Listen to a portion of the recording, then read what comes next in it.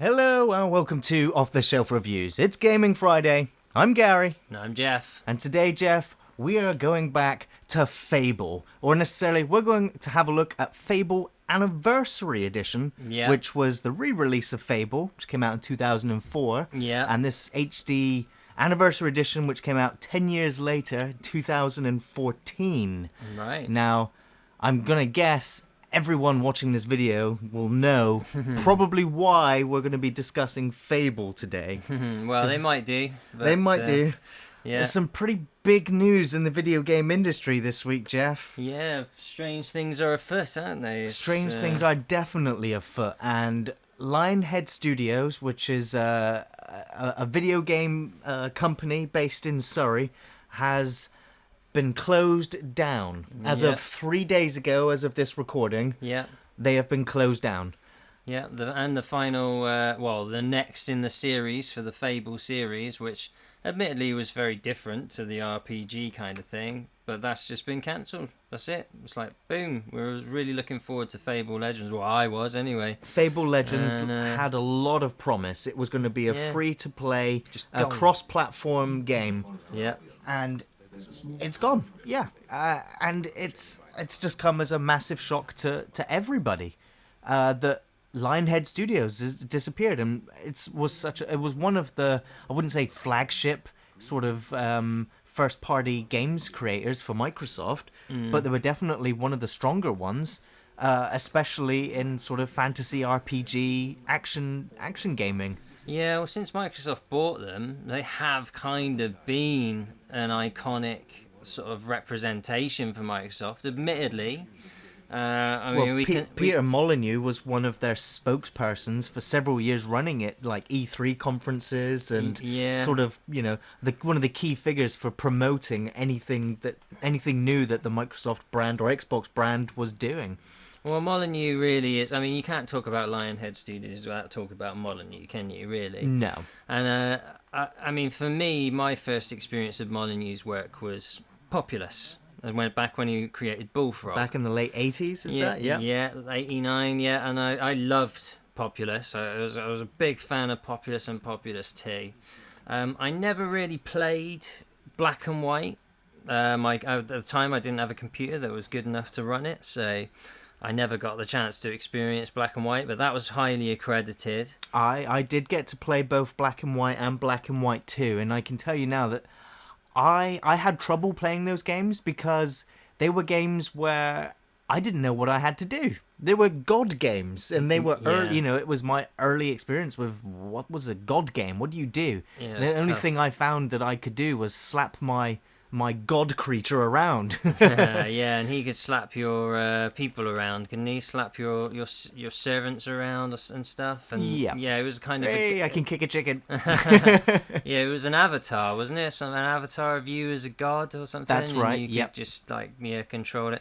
Yeah, it was basically Populous with an interesting twist. But it was cool, there's no doubt it was highly accredited. And then Fable series came out. I played Fable 1 and I very much enjoyed Fable 1. I liked the idea. It had some fresh ideas, like the way your character's appearance changed as you leveled up and went a particular path. Definitely one of the most like defining parts about all the Fable games was whether you chose to be good or evil. Yeah. There was no real neutral ground in the Fable game. Yeah. I guess you could decide to make a bad choice, then later on make a good choice. Yeah. Those choices will impact the world. Yeah. And at the same time, your character will either grow horns and a tail. Yeah. Or whether, you would have the halo appear above your head and flowers would grow up around you. Yeah. So I guess really they were cosmetic things, but for me it didn't really impact the story too much. It just kind of impacted your sense of humor within the game. It was kind of superfluous, but then that was the other thing about Fable. It was an RPG, but with a very British sense of humor. You've just hit the nail right on the head. Which for me is the biggest selling point of the game, and still is today, is the quaint British sense of humor that comes through. It comes through in the writing, comes through in the voice actors, and it comes through in the imagery as well. Yeah. Yeah, and it had a kind of timeless art style as well. They managed to do the art style very well, so that although this, I mean, I know this is the anniversary version, it's been updated a bit, like sharpened up a bit, but clearly, you know, I remember my memory of Fable is that it still was quite a good looking game, you know. Yeah, so it was done very well. It kind of had a cutesy, cartoony feel to it, but that was part of its charm. Well, there was definitely some interesting art design choices in some of the characters. Some of their heads or their faces would look a little bit bobbleheady, if you will. Yeah, They're kind of a bit out of proportion. yeah. But again, I'd put it down to just that interesting art design. It's Yeah, that's very it. memorable. They're almost like caricatures, if you will. Yeah, that is exactly right. It's a kind of cartoony art style which makes it a little bit timeless, and yeah, it was good. I really enjoyed Fable, and I played Fable 2 as well. I can't remember if I completed Fable 2. It was a long time ago. It was a period where I was rather busy doing other things, and my memory is probably not so great at that time. I remember completing Fable 1 though, and thoroughly enjoying it. I never did play Fable 3 though, I must say. Okay, well, Fable 3, in my opinion, was my final straw, if you will, with the entire Fable franchise. After I'd finished Fable 3 for the second playthrough, I kind of realized that as much fun as I'd had with the game, for me the Fable franchise had waned on me. I realized I think I was done. Yeah. I couldn't. I think it comes down to the uber simplistic gameplay, Yeah. and the Fable games became much more streamlined throughout the course of each release. They weren't that complicated to begin with, were they? Well, Fable 1 originally on the original Xbox did suffer from some clunky controls. Yeah. But it felt a little bit more complicated when it came down to the combat system, whereas it was streamlined for the second one and made absolutely simplistic for the third game. Yeah. And it essentially came down to one button would swing your sword, another button would shoot your crossbow, and another button would do your spells. Yeah. And that essentially was it. So there wasn't anything too complicated about it. It meant any combat scenario you got into was pretty much a case of push a few buttons and it was over. It came centered around comical dialogue then, really, didn't it? It does, yes, and that again still is the selling point, and that is what I would say still has the charm about it, is that dialogue, is that sense of humor. And so in recommending the game, I would already just say, if you'd never played the games and you do like that kind of sense of humor, without a doubt you should go and check out any of the Fable games. Yeah. But yeah, I mean, you got so many games now, and so many RPGs came along which were kind of open world. I mean, this was of its time, you know, it was a kind of linear RPG with an element of free roaming around, but not like an open plan map type job where you can explore what you want. And they kind of are now the fashion of the day, aren't they? Like, if you haven't got a massive, great fuck off map to go wandering around wherever you want, like, people aren't that interested, really. They're not that much into linear stuff these days. So, you know, like, Fable definitely needed to go in a different direction, and Fable Legends, Yeah. as far as I was concerned, was a really great idea. It was a fantastically original idea where it was going to be a free-to-play model, and they were going to do a situation where it was no longer really like an action RPG anymore. It was more like a kind of co-op, like point-to-point Dungeons and Dragons type, like, challenge, I suppose. I guess if you think about stuff like Left 4 Dead, Yeah. you know, you got to get from one point to another point. But instead of it being you versus just a swarm of enemies and going around, it was going to be like a third person hack and slash type, like, kind of action game. But you also had an opponent who was going to be a human. And so the villain you were going to go up against played kind of like a dungeon master role. And they were able to create the challenges you faced on the maps on the fly. And if you know, like, they would get more points for doing you damage, and you would get points for killing all the enemies they chuck your way. And I mean, really, there's like, I didn't even know about this, but there's only one other game that's like that. Is a Dungeons and Dragons game, isn't it? Which is where somebody gets to play Dungeon Master. Again, it's a free-to-play model. Yeah. So if that's still going, I guess that proved that the idea that the model was going to work. Yeah. And Fable had, you know, its Xbox exclusivity. So why they got rid of it just does not make any sense to me, Gary. It was one of the few things Xbox had that the other side doesn't have. Exactly, but the thing is, Microsoft Lionhead Studios is one of 8 companies that I think that Microsoft have just dropped, and it, you know, it's kind of devastating to think, well, all these people are going to be jobless. Yeah. But you know, but it also is just that all of these creative minds that are no longer going to be part of a collaborative team, and it's just devastating to the gaming community, especially something that is beloved and cherished as Fable.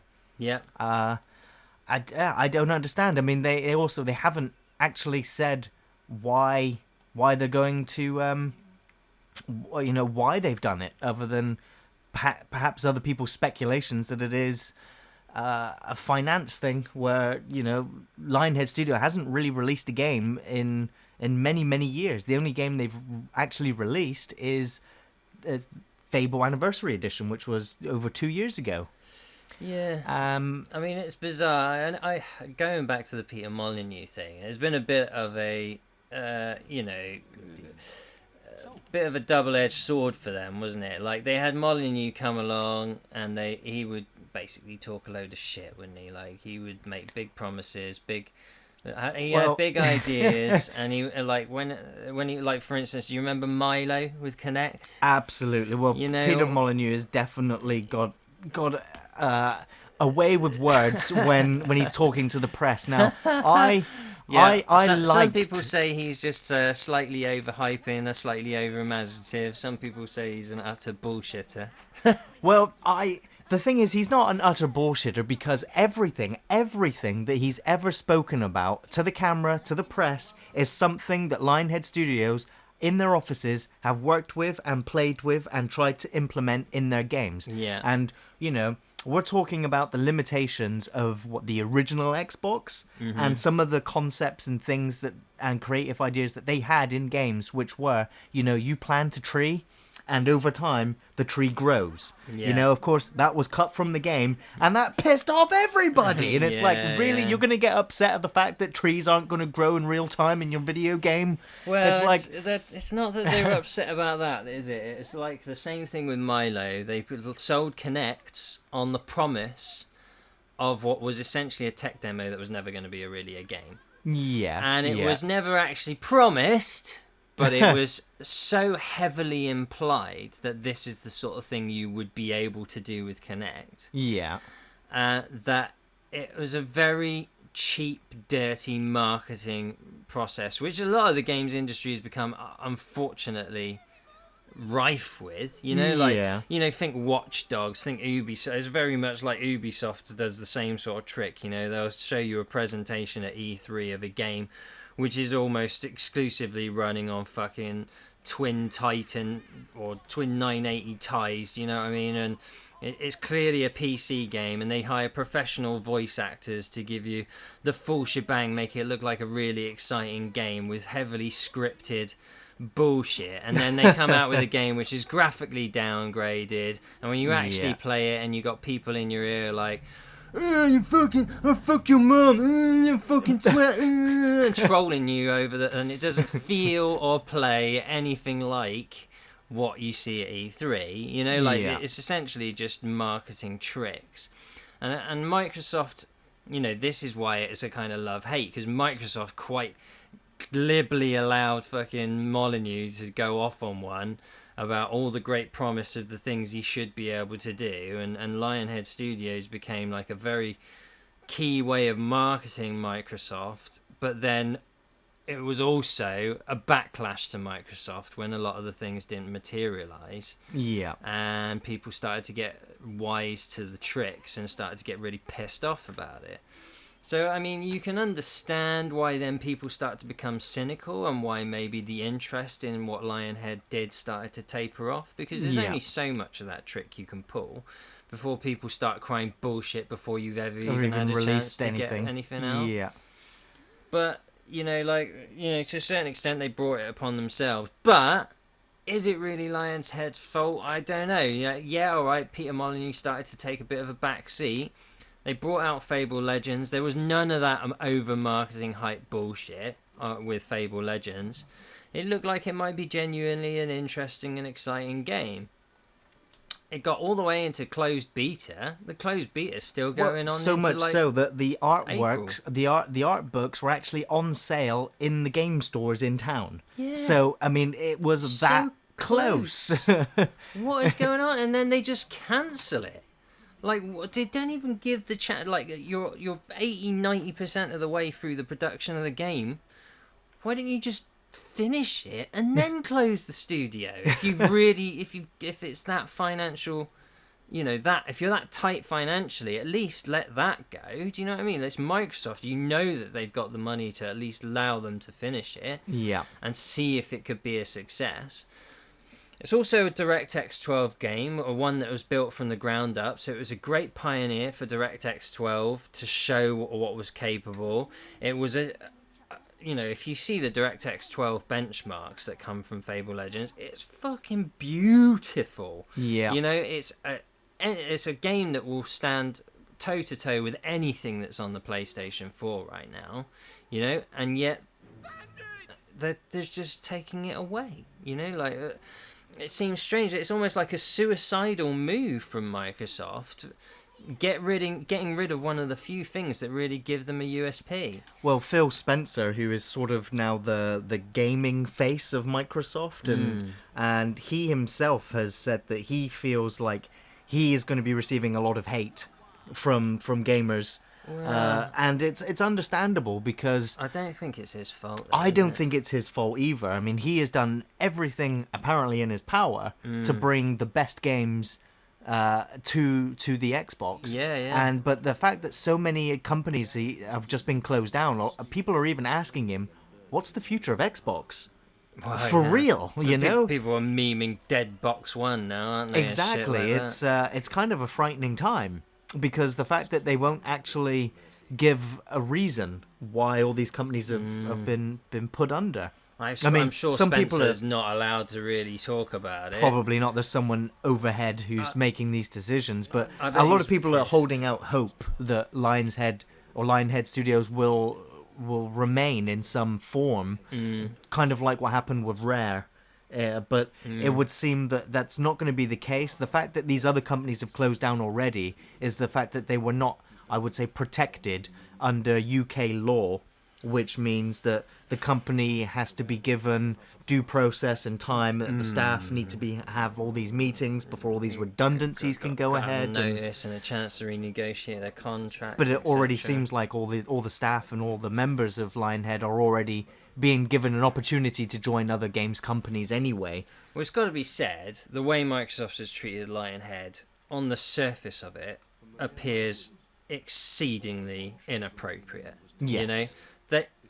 They press released the closure of Lionhead Studios, like essentially moments before they even told them that their jobs were over.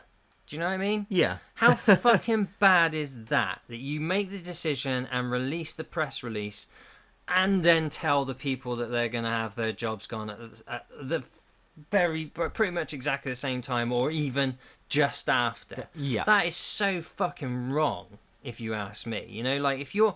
If you're thinking about closing a studio, why don't you at least go and talk to the people and have a talk with them about what the issues are and what's going on and why these things need to happen, and at least put them in a position where they can negotiate with you and try to work something out. There seems to be something exceedingly shady going on in Microsoft at the moment, and the upper levels should be ashamed of themselves, I think. And I don't think it's Phil Spencer. I don't think Phil Spencer's got anything to do with it. Like, consistently, Phil Spencer's clearly been trying to plow time and effort into getting the first party titles that will make Xbox Live something distinct and different. Yeah. He knew he was playing behind the game in terms of performance of the console Xbox. Yeah. He's been putting forward ideas to try and, regen some life into the Xbox brand. Yeah. The whole UWP, Universal Windows Platform thing, is a great idea because it's coming from the position of where it's Microsoft's blue sky, Yeah. The idea of being able to integrate Windows and Xbox Live console gaming and have players playing with each other, and you being able to take a game and play it wherever you are, whether you be on your phone streaming from your Xbox or playing on your TV with your Xbox console, or you're at the office or in your home, in the place where you've got your PC and you can play on, like cross-platform, cross-play, cross-buy. Yeah. Fucking brilliant, and make it nice and easy for developers to be able to distribute to all 3 platforms with just like a couple of days recompiling. Brilliant idea. That's where Microsoft really started to play at their strengths. And then this happens, and you're like, what are they doing? They're just about to start doing things right, and then they make a huge, just like really silly. So, I mean, that to me, that smacks of somebody out above the gaming division, making calls out of ignorance of the gaming market and the gaming sector. That's what that says to me. Yeah, absolutely. And it kind of does boggle the mind when you look at these big businesses that have fingers in so many pies, so to speak, and yet, they make decisions just that will, affect the company as a whole, and they don't realize it. Yeah. And it seems exactly, that case in point. So it's going to be very interesting to see what's going to happen with the games industry, especially with Microsoft is concerned here. Yeah. So, I mean, as much as I loved the Fable trilogy, and then obviously my affections for the game did wane considerably, I was very interested in what was happening with Fable Legends, despite the fact that it didn't appeal to me entirely.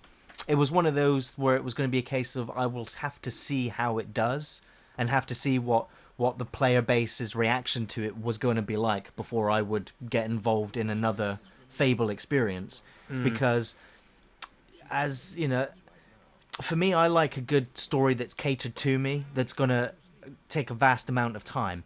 What the Fable games do very well is give you plenty of opportunities and areas to essentially dick around, to muck around and play with the dynamics and the things that they've put into the game. For instance, getting married, having kids, building families, building relationships, upsetting people, learning these new memes, training your dog and showing them new tricks. Kicking chickens. Kicking chickens. Yeah, I will admit, I must have spent several hours across all the Fable games doing nothing but kicking chickens. And I did get some very morbid satisfaction out of that. But at the same time, the game did have some humorous moments, like very annoying gargoyles that would be hidden throughout the world that would just scream abuse at you until you defeated them by finding where they were hidden. But there's just all these small things that were put in there. Gave it its charm. And of course, Fable 3 did something almost revolutionary, which was having these single player experiences and then turning them into cooperative experiences. It's something that I've yearned for always. It's like, imagine playing Fallout with a friend. Yeah. Imagine playing The Witcher with you play as Geralt and you have somebody else as another Witcher go with you on these adventures. Yeah. Fable 3 attempted that by having sort of a ghost partner, but it was somebody else would play a bodyguard. Yeah. But they wouldn't be able to join you through the entire game experience. Yeah. It was something that they were working on and pioneering towards, and would have been something that perhaps in the next generation would have been truly special. Yeah. But has yet again to be fully realized. I mean, what really is there other than I mean, you got Borderlands, Destiny, and now The Division, really, which are the only kind of action These are RPGs. sort of MMOs, but they're shooters, I guess. I'm talking about in the fantasy realm they're all as well. shooters, yeah, that's the thing. So, but that's the only thing we've seen in terms of action RPGs, which and they're all shooters, like you say. Yeah. Where you've got that co-op element mixed with RPG elements, mixed with some MMO type raids or whatever. I know they're called different things. They're called incursions, or they're called whatever Bungie's fucking version of it was. But yeah, this kind of cross this kind of cross genre activation is pretty cool, and it's a good idea because the co-op thing is fantastic, and that's what you want people to be able to play together. Fable Legends was doing that, do you know what I mean? And not only that, but it almost had that like Evolve type dynamics where it was an asymmetrical co-op game, and you had somebody that was a real intelligence at the other end trying to make it difficult for you to complete it. Yeah. But instead of just having one big monster, you had somebody who's just pulling the strings of many different monsters and, dropping things into the game. And yeah, it was good to see that Fable went in that different direction and brought that multiplayer thing in. They were trying new stuff. Who else was doing it, really? You've got, just the only thing you got is the shooters at the moment, Yeah.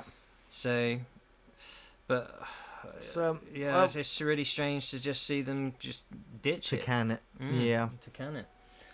But in terms of Fable, it's definitely one of those games where it will always be like a legendary RPG. You can always pick it up and go back and play through this, and it will still be fun and funny to play. Well, I mean, I'm gonna say now in the sort of the closing of our video that I highly recommend the entire Fable game series. I think the anniversary edition right now is available on Steam for, I would say, a fairly high price of £27. Yeah. So maybe $30 as well, which I'm sure you can which get it cheaper. I'm sure you can get it cheaper now. Yeah. You'll be able to get it cheaper on eBay or a key site or somewhere. Yeah.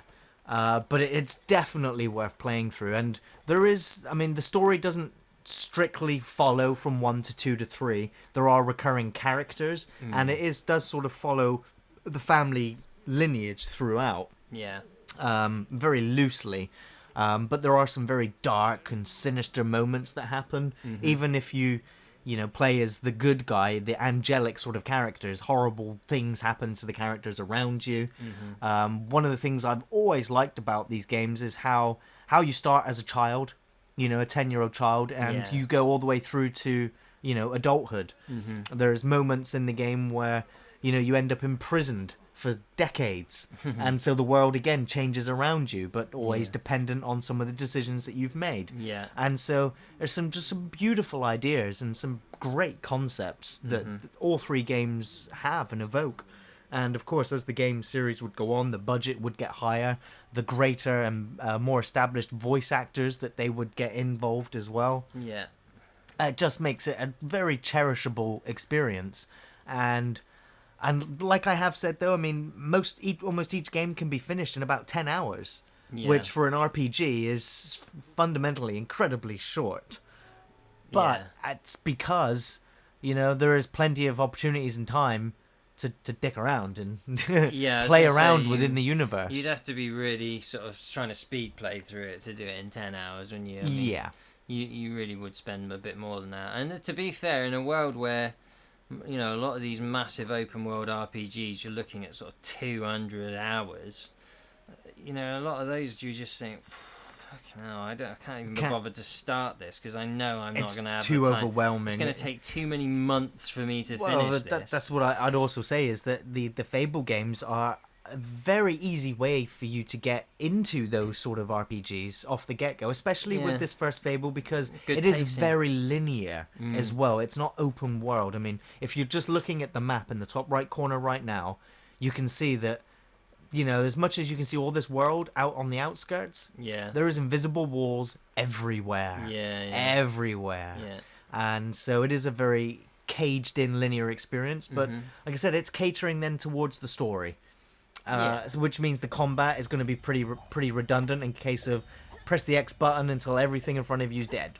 Yeah. You know, there might be a case of, right, I might need to block and might need to roll and dodge Yeah. a few attacks, but Yeah. you're gonna level up, and you know you're not gonna have to grind your way through the game. Yeah. It's simple enough that you can kind of, it's a brain switch off, which is entertaining, isn't it? That's the main thing about this. It's Definitely. It's not something where you're going to be like, right, I've got to do a challenge, and for some people that's right up their street. You know, they just want to switch off and be entertained and have some fun for a bit. And this is one of those games where you can do that. Yeah. And you aren't going to be here for hundreds of hours. You're just going to have a good experience from beginning to end, and that makes it worth its money, I think. You know, like the prices that they're charging for it, especially now, you know, like they're still great games. Yep. And if that's what you're looking for, there's plenty of market for this type of game still, I would say. Definitely. In fact, this is more like the kind of RPG I know I could get into, because I know I can get into it, jump in, jump out, and still enjoy pick the it story, up. enjoy the character, and I I'll also say it is, you know, the environments are beautiful, the music is absolutely brilliant, and the voice acting just is perfect for the characters that are presented in the game. They got some big names for the voice actors as well, haven't they? Well, throughout the series, you'd end up with John Cleese, Simon Pegg, Ben Kingsley, Stephen Fry, Michael Fassbender. Yeah, some big names. Just to name a few. Yeah. So I mean, it's got pedigree, and it's British pedigree. Absolutely. British pedigree, Gary. Yeah. Yeah, these games should be loved and appreciated, and I'm really sad. I was looking forward to Fable Legends, I really was. I was looking forward to playing it, and I didn't get in on the closed beta, because I was like, oh, I'll just play it when the game comes out, you know? It looks interesting to me. It's going to be free to play, so there's not even like I have to invest anything. Even if it had been 40 quid though, I'd still have bought it because it looked beautiful, and I knew the idea and it was doing something different, fresh and interesting, and it was doing something different. And the idea that it was going to be cross-play between my PC and Xbox, I was looking forward to us being able to play together for the first on time that game for the first time in a long time. Because since I never bought an Xbox One, we have not really played together on live, you know. So. No. You know, I was looking forward to that moment, and nope, just gone. Ah, fuck you! Yeah. Well, I hope Microsoft have a change of heart and they bring out the Fable Legends game. If it's not enough to save Lionhead, you know, I hope they just don't ditch something that's 90% completed and looks so good. But even if they, you know, if that's probably not going to save Lionhead Studios, even if they go, right, well, we'll still bring it out, this pointless just ditching all that hard work. You know, I just want to be able to play that game, and, you know, I'd love for Lionhead to stay, I really would, but I feel that it's probably just a case of R.I.P. Lionhead. Indeed. Yeah, cherished memories with Lionhead Studios, so yeah.